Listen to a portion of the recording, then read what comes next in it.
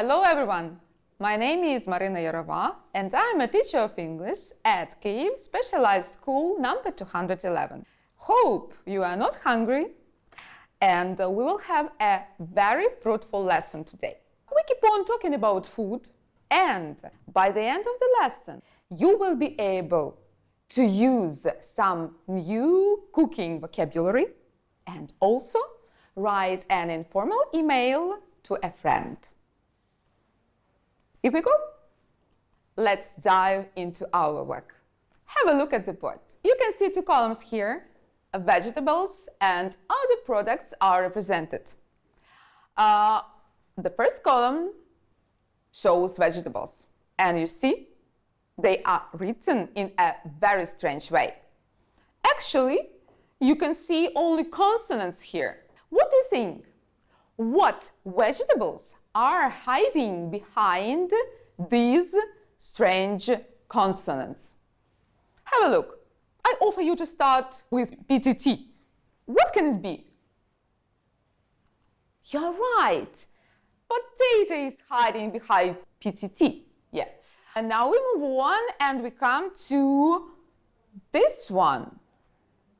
CRRT. KRT. Well, it can be carrot. You are right. What else? We have one more. The first one. KBBJ.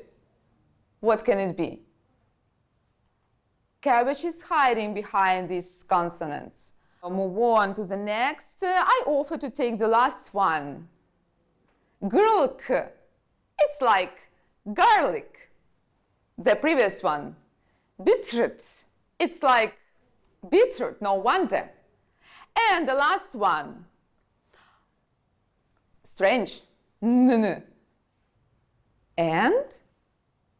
it's onion. Well done, my dears. And we move on to the second column. Other products are shown here. Other products means that you can see here everything, starting with meat and to beverages, anything. Let's analyze. Look, not only consonants are represented here, but also vowels can be seen. Have a look. And what is the easiest one? What do you think? Of course, this one. It's oil. Let's move on to one more strange word. This one. What can it be? It's pepper. You're right. Let's move to the first word and go down step by step. So, what do you think about the first one? W. What product starts with W? It's water. Then, something strange, but some people really like it. A lot of people like it. It's meat. We move on to the next one, and you can see two words given in as the product. And what can it be? It's tomato sauce. The next one, an essential product, believe me, and it's salt. The last one to be guessed, and it is dill. Not often used, but also makes your dish very special. Good job. And, well, if to analyze all that is given on the board, I think that I have seen it somewhere. And I'm sure you too. If we take these vegetables and other products, we can cook a very interesting, a really lovely dish.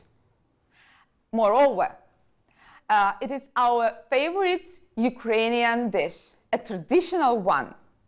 A lot of families really respect it and have it on the table. And no wonder, I'm talking about borscht, our traditional Ukrainian borscht. By the way, do you know that the word borscht can be written in different ways? For example, have a look at the board. It can be spelled like B-O-R-S-C-H as well as B-O-R-S-H-C-H and even B-O-R-S-C-H-T. Really interesting. And you know what? I started our lesson with borscht on purpose. You know, yesterday I got a telephone call from my English friend. And here it is. Let's listen to it. Hello, my friend. Hope you're okay. I'm calling to ask you for help. Last time you visited me, you cooked a very delicious dish. It was bread soup, and you called it borscht. Although I was very attentive while you were cooking, I didn't manage to cook it myself. I kindly ask you to write me a recipe of that traditional Ukrainian dish. Best wishes to your family. And what do you think about it? Can we help her? By the way, her name is Alice. Sure we can. And off we go. To start with, let's analyze what we have. Actually, it's like a checklist. To write a recipe, we need to give ingredients we need. Yes, we have already mentioned them, but how many or how much should we put wasn't given. So here we have minus. The second point, utensils. We haven't mentioned them at all, so minus. And the last point, methods of cooking. Yeah, we talked about methods of cooking in the previous lessons, but let's revise and recollect them. Also minus now. Yeah, a lot of work. So it's time to roll up our sleeves and start our work. We move on to borscht ingredients, and we have to decide how many or how much of each product should be put to cook borscht. Well, the quantities are given to the left and the products are given to the right. Our task is to match the quantities of the products to their names. We will move step by step, beginning with water and to the bottom of the page. Water. What do you think?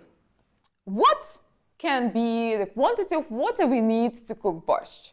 It's quite clear that it goes about 2 liters of water. Now, meat. Actually, you can take beef, pork, turkey, even chicken if you want. Your borscht will taste excellent. And if to talk about meat, we need 300 grams, approximately. Cabbage. It's also an uncountable noun. And it can be measured also in grams. We have also 300 grams and it goes to cabbage. Carrots, well, we have 1, we have 4, we have 1 and 2. 1 carrots is impossible to be used because carrots is plural. Then 4 carrots, sure, it's too many. We have 1 and 2. Of course, we need 2 carrots. Then beetroot, singular and countable noun. It's clear that you need 1 beetroot. We come to potatoes. You know, Ukrainians love potatoes. And we need 4 of them to cook our borscht. Big onion. Yes, it's singular and it's countable, so you need 1 big onion. Pre-cooked beans. Half a cup of pre-cooked beans should be put into borscht. Tomato sauce. It is measured in tablespoons and you need 1 tablespoon of it. Come to the last, garlic. And you know, garlic is also an uncountable noun. That's why we say that we need 2 cloves of garlic. Dill, sugar, salt, pepper can be added to taste. So, our checklist. Ingredients, how many or how much? Done. We move on to utensils. And now look, what we have here? Loads of utensils. And very soon you will get to know how we call them and what we use them for. Let's start. People use it to cook soup. No wonder. I'm talking about this one, yeah? And it's a pot with a lid. Okay, we move on to the next one. Yeah, it's a pot. It is used to fry something. Of course, I'm talking about a frying pan. We use it to grate carrots, to shred cabbage. And what do you think what it is? It is this one. And we call it grater. We move on to the next one, and to stir the dish while cooking, we use a very special device. It's a spoon. Now we come to the last 2. You cut with it, and it is a knife. And you cut on it. It's a cutting board.